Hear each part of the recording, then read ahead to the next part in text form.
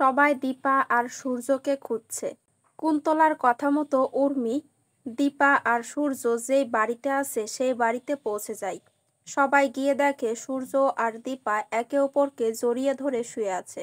বাবা মাকে একসঙ্গে দেখে খুবই রেগে যায় সোনা। সূর্যকে ডেকে তোলে।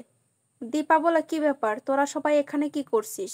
সোনা বলে, এসবই তোমার প্ল্যান ছিল তাই না? এরপরে সোনা সূর্য আর দীপাকে টানতে টানতে বাড়িতে নিয়ে যায়। কুন্তলা উর্মিকে বলে, দীপা তো আবার ওই বাড়িতে ঢুকলো, ও যাতে সবকিছু গ্রাস করতে না পারে তার একটা ব্যবস্থা আমি করতে পারি। এরপরে উর্মিকে নিয়ে একটা জায়গা যাই, উর্মিকে একটা দলিলে সই করাই।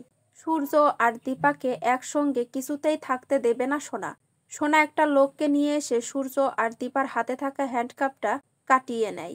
সূর্য আপন মনে দীপাকে বলে, আপনি সত্যি এই বাড়ি থেকে চলে যাবেন? দীপা বলে, কেন, আপনি কি চান এই বাড়িতে থেকে যাই? সূর্য বলে, না তেমন কিছু না। অনুজা আবারও দীপাকে কথা শোনাচ্ছে। রূপা তার ঠাম্মি আর দাদুকে উচিত জবাব দিয়ে দেয়।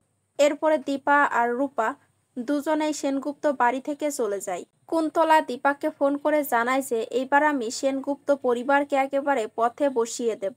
দীপা জয়কে সেটা জানানোর জন্য ফোন দেয়, কিন্তু জয় দীপার কোনো কথা শুনতে চায় না।